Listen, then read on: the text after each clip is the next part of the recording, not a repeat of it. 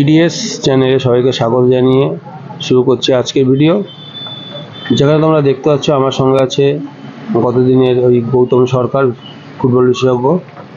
তো আজকে আমরা যে বিষয়গুলো নিয়ে আলোচনা করতে চলেছি, নাম্বার 1, আগামী 18ই আগস্ট মোহনবাগান ইস্টবেঙ্গলের মধ্যে যে ধুন্ধুমার ডার্বি ম্যাচ আছে তারই কিছু আপডেট নিয়ে তোমাদের সঙ্গে শেয়ার করব। আর একটা বিষয় নিয়ে আলোচনা করা আছে, সেটা হচ্ছে সবথেকে আলোচ্য বিষয়, ডুরান্ডকে ছাপিয়ে গেছে যে বিষয়টি, সেটা হচ্ছে আনোয়ার ইস্যু। আনোয়ার ইস্যুতে আজকে মোহনবাগান, ইস্টবেঙ্গল এবং দিল্লি এফসি, সঙ্গে আনোয়ারও আছে, সবারই একসঙ্গে একটা আজকে জাস্টিস বেরোবে এবং সেখানে কি উঠে আসে আমরা তারই অপেক্ষায় থাকব এবং সেই বিষয় নিয়েও কিছু ছোটোখাটো আলোচনা তোমাদের সঙ্গে আছে। তা প্রথমেই আসা যাক ডুরান্ড কাপ নিয়ে, যেখানে আমরা দেখেছি গত 4টে ম্যাচে মোহনবাগান এবং ইস্টবেঙ্গলের খেলা, পারফরমেন্সের নিরিখে ইস্টবেঙ্গল কিন্তু এখন ধরাছোঁয়ার বাইরে। যে দুটো ম্যাচ ইস্টবেঙ্গল খেলেছে আধিপত্য রেখে বিপক্ষকে পর্যবেসিত করেছে এবং ইস্টবেঙ্গলের পক্ষে যে প্লেয়ারটির নাম না করলেই নয়, সে হচ্ছে মাদি তালাল। অসম্ভব নৈপুণ্যের সঙ্গে ইস্টবেঙ্গলকে সার্ভিস দিয়েছে এবং আগামী দিনে এই মাদি তালালকে ইস্টবেঙ্গলের নয়নের মণি করে আগামী দিনে ইস্টবেঙ্গল প্ল্যান করতে পারে। তো দুটো ম্যাচে যা দেখলাম তাতে প্রথম ম্যাচে ইন্ডিয়ান এয়ারফোর্সকে 3-1 গোলে হারিয়েছে ইস্টবেঙ্গল এবং পরের ম্যাচ ডাউনটাউন হিরোজকে ওই একই ব্যবধানে অর্থাৎ 3-1 গোলে পরাজিত করেছে এবং তাদের হয়ে মাদি তালাল যে ফুটবলটা খেলেছে তা অনবদ্য। এছাড়া ক্রেসপো এবং ওদের দিমি অর্থাৎ দিমিত্রি দিয়ামন্তকস একটা গোলও করেছে এয়ারফোর্সের বিরুদ্ধে। সত্যিই খুব সুন্দর ফুটবল খেলেছে এবং ডার্বির আগে ইস্টবেঙ্গল যথেষ্ট চনমনে আছে। মোহনবাগানের বেলা যেটা বলা যায়, তাই মোহনবাগান প্রথম ম্যাচ যেটা খেলেছিল ডাউনটাউন হিরোজের বিরুদ্ধে, কষ্টার্জিত একটা জয় পেয়েছে এবং সেই ম্যাচে অনবদ্য একটা গোল করেছে সুহেল ভাট। তো সেই টিমটা ছিল অবশ্য মোহনবাগানের সব জুনিয়রদের নিয়ে গড়া, একমাত্র থমাস আলড্রেট এক বিদেশি ছিল আর 2-1 সিনিয়র প্লেয়ার ছিল। তো ম্যাচটা জয়ের পরে আমরা গত 8 তারিখে মোহনবাগানের যে ম্যাচটা দেখলাম এয়ারফোর্স, ইন্ডিয়ান এয়ারফোর্সের সঙ্গে, এক কথায় বলতে গেলে ঝড় তুলে দিয়েছিল প্রতিটা প্লেয়ার। লিস্টান ক্লাসে থেকে শুরু করে সাহাল, এছাড়া আপুইয়া থেকে শুরু করে আমরা অন্য মেজাজে দেখেছিলাম কামিন্সকে, জেসন কামিন্স। মোহনবাগান 2জন বিদেশি নিয়ে প্রথম শুরু করেছিল, পরবর্তীতে আলড্রেট এবং 2জন বিদেশিকে পালা করে খেলিয়েছে, তারা হচ্ছে গিয়ে স্টুয়ার্ট। তো এই বিষয়ে আমার পাশে যে বিশেষজ্ঞ বসে আছেন গৌতম সরকার, তার কাছেও কিছু মতামত আমরা তোমাদের শোনাবো। তো গৌতম সরকার, এই বিষয়ে মোহনবাগানের আগামী দিনে মোহনবাগান ইস্টবেঙ্গলের এই যে ডার্বি ম্যাচ আছে তাতে কি হতে পারে বা কার পাল্লা ভারী, এই যে 4টে ম্যাচ দেখার পরে আমরা কার পাল্লা ভারী বলে আমরা মনে করছি বা কার কি বেশি অ্যাডভান্টেজ, এই বিষয়টা নিয়ে? অ্যাডভান্টেজ ওইভাবে নির্দিষ্ট করে বলা যায় না, দুটো টিমই ভালো টিম করেছে, নো ডাউট ভালো টিম করেছে। ইস্টবেঙ্গলের আগের বারের সাথে এবারে তুলনা করলে হবে না, বড় বড় প্লেয়ার নিয়েছে, যথেষ্ট ব্যালেন্স দল। মোহনবাগানের দল তো ভালো হয়েইছে, তবে একটা জিনিস আপনি উল্লেখ করলেন না, সেটা হচ্ছে মোহনবাগানের কিন্তু নতুন কোচ মলিনা, তার ভেতর মোহনবাগান মানে যে আবেগ, সেটা কতটা তৈরি হয়েছে জানি না। ইস্টবেঙ্গলের কোয়াদ্রাত কিন্তু অলরেডি ডার্বি ম্যাচ খেলা হয়ে গেছে, খেলিয়েছে কতগুলো ম্যাচ, সে কিন্তু জানে মোহনবাগান ইস্টবেঙ্গল ম্যাচ মানে কতটা আবেগের ম্যাচ। তো যাই হোক, অতীত অবশ্য মোহনবাগানের যখন নতুন কোচ কেউ এসছে, ফেরান্দো থেকে শুরু করে হাবাস থেকে শুরু করে, তাদের প্রথম খেলা ইস্টবেঙ্গলের সাথে যখন হয়েছে বেশিরভাগই মোহনবাগান জিতেছে, এটাও একটা ঘটনা। তবুও এই দুই কোচের মধ্যে এই মুহূর্তে দুই টিমের মধ্যে খেলাতে কোয়াদ্রাত একটু হলেও এগিয়ে আছে। আচ্ছা, মলিনা সেইভাবে এক্সপেরিয়েন্স ছিল আগে যখন এটিকের হয়ে কোচিং করাতো, সেই একটা তার ভিতরে কিন্তু এক্সপেরিয়েন্স আছে এবং সেটা কতটা কাজে লাগাতে পারে। এটিকের হয়ে করতো, কিন্তু এটিকের সাথে মোহনবাগান মার্চ হওয়ার পরে, এটিকে মোহনবাগান হওয়ার পরে মলিনা এই প্রথম। হ্যাঁ, এটা কাজে মোহনবাগানের আবেগ কতটা, না, আমি যেটা বলছি কলকাতা মাঠ বা কলকাতার হ্যাঁ দর্শক এগুলো সম্বন্ধে তার পরিচিত, কিন্তু একটা এগুলো পরিচয় হ্যাঁ আছে। এই ব্যাপারে তিনি ওয়াকিবহাল অবশ্যই। তো যাই হোক, আমার মনে হয় ম্যাচটা হাড্ডাহাড্ডি হবে, আগাম ওইভাবে বলা মুশকিল কে আচ্ছা, জিতবে কে হারবে। গৌতম আপনাকে বলছি যে এই যে মাদি তালালে খেলা তোমার কেমন লাগলো? খুবই ভালো প্লেয়ার, খুবই ভালো প্লেয়ার, দেখবার মতো খেলে, সুন্দর দৃষ্টিনন্দন টোটাল ফুটবল, লোডটা নিয়ে নেয়, টোটাল লোডটা নিয়ে নেয়, দৃষ্টিনন্দন মানে ফুটবল খেলে, বলতে গেলে সবচেয়ে অনেকটা বড় কথা, যেমন পরিষ্কার ফুটবল খেলে। বলতে গেলে অনেক দিমিত্রি দিয়া মানে পেট্রোরা যে হ্যাঁ হ্যাঁ, মোহনবাগানের পেতা তো সেভাবে সাপোর্ট দেয়, ওরকম টাইপের খেলা, ওরকম অনেকটাই ওইরকম টাইপের খেলা। ভালো, নো ডাউট ভালো প্লেয়ার। আর মোহনবাগানের সাহাল আব্দুল সামাদের খেলা কেমন হ্যাঁ লাগলো? তো ভালো খেলেছে, খুবই ভালো খেলেছে, তো খুব এই সুন্দর খেলেছে। আচ্ছা।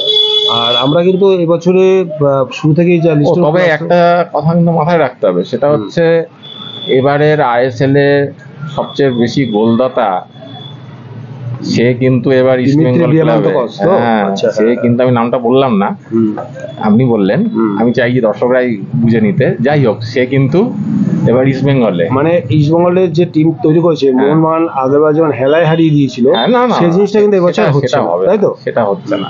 আর দুটো টিমের মধ্যে মোহনবাগান কিন্তু চাপে ইস্ট বেঙ্গলের থেকে, যদি বলেন কেন, হ্যাঁ, এই কারণ কারণ হচ্ছে মোহনবাগান লিগ শিল্ড জিতেছে, তার কাছে প্রত্যাশা অনেক, প্রত্যাশা পারদরে চলে গেছে। হ্যাঁ ইস্ট বেঙ্গলে সেভাবে হারানোর কিছু নেই, ইস্ট বেঙ্গলের তুলনামূলকভাবে চাপ কিন্তু কম, মোহনবাগানের চাপ অনেক বেশি।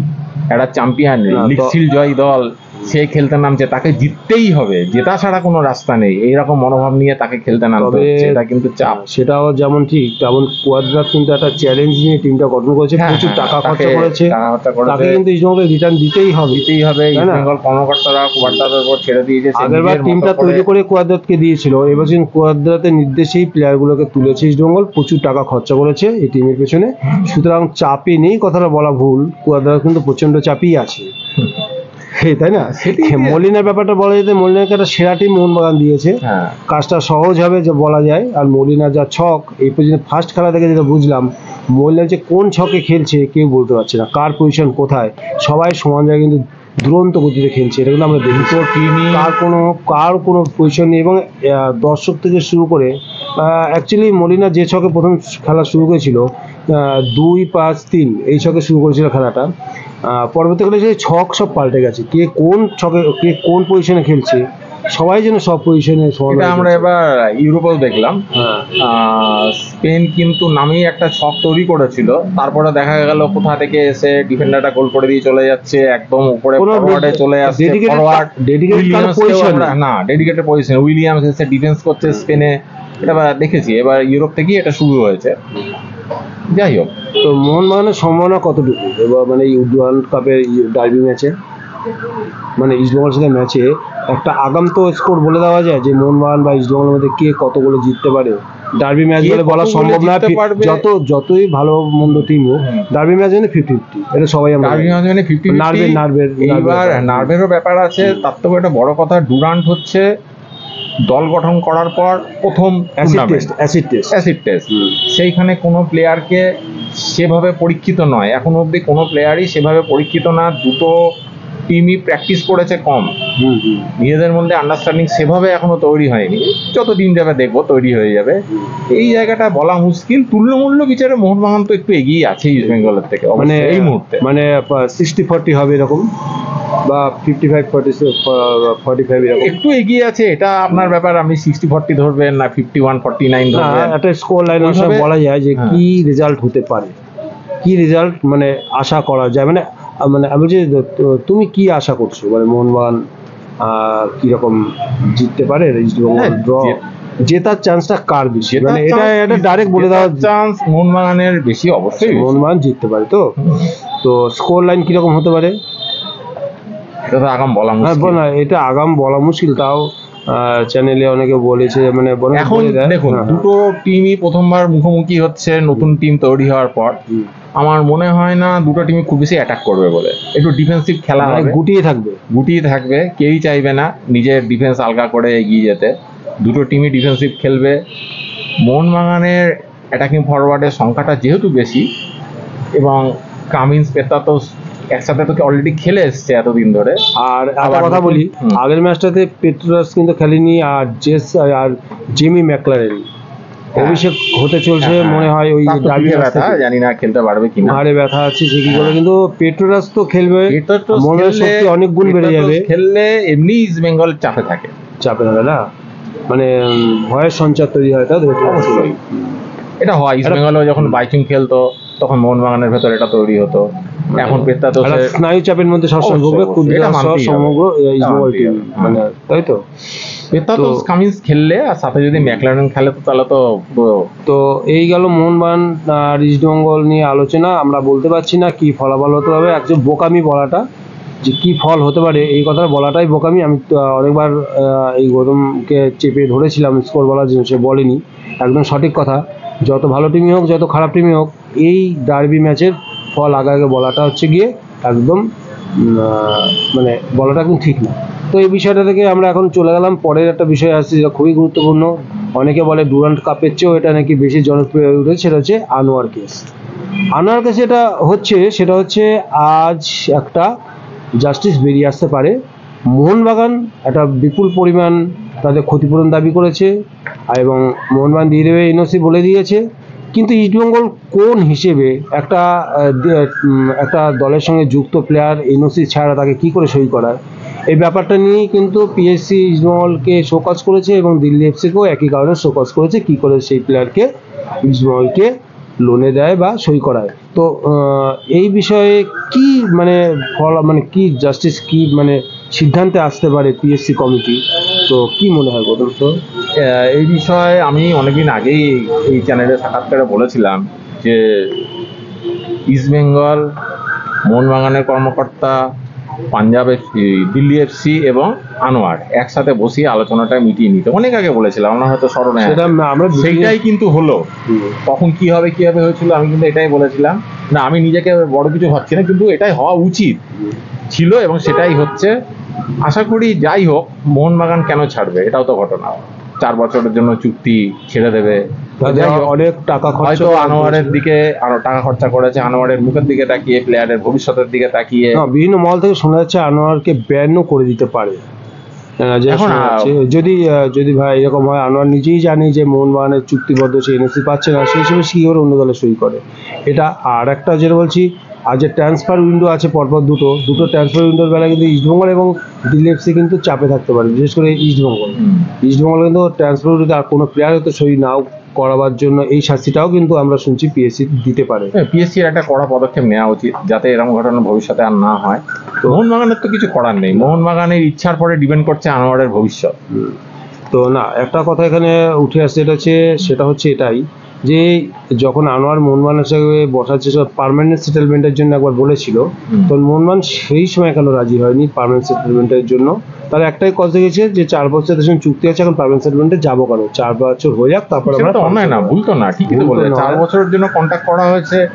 আলোচনাটা আমরা এই কারণেই করছি যে এটার ক্ষেত্রে মোহনবাগান কোনো ক্ষেত্রে কেস খেতে পারে বা কোনো তাদের বিরুদ্ধে কোনো অ্যাকশন কি? না, মনে হয় না, তাই তো? কারণ তাদের একটা যা হবে ডকুমেন্টের উপর বেস করে। আনোয়ার বলেছিল পার্মানেন্ট সেটেলমেন্ট করতে, তার তো কোনো ডকুমেন্ট নেই, সেটা তো বানিয়েও বলতে পারে। কিন্তু মোহনবাগান যে 4 বছরের জন্য ওকে ডিল করিয়েছে, সে ডকুমেন্ট তো মোহনবাগানের কাছে আছে, সেটা জমাও দিয়েছে, তাদের সমস্ত পেপারস কিন্তু পিএসসি তে জমা দেওয়া হয়েছে। তাহলে মোহনবাগানের পেপারস তো ওকে আছে পুরোটাই।